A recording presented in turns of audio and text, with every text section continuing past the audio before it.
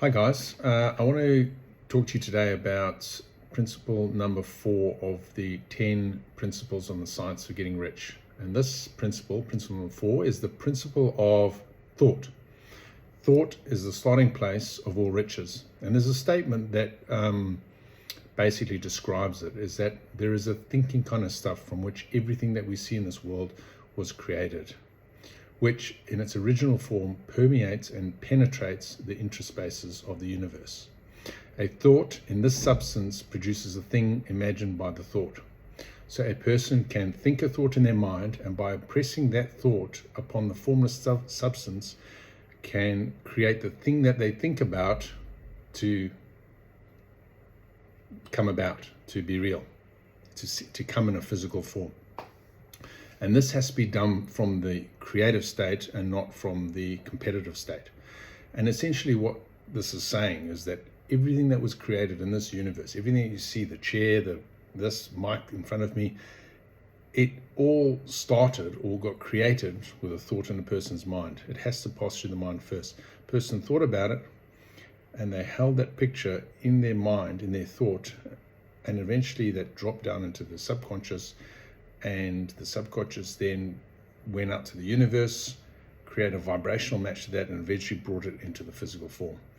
And so understanding this principle is that everything starts with thought, and that, when you're doing it from the creative plane, anything that you want in the universe is there for you. You just have to first start thinking about what it is that you want. And unfortunately for most of us, we have these things called paradigms, which are habitual mental programs, which basically run, I think it's like 94 to 96% of the time of our life every day. It's the same reoccurring thoughts, and so we get the same reoccurring events. And so if you want to change your life, the starting point is all around the thought.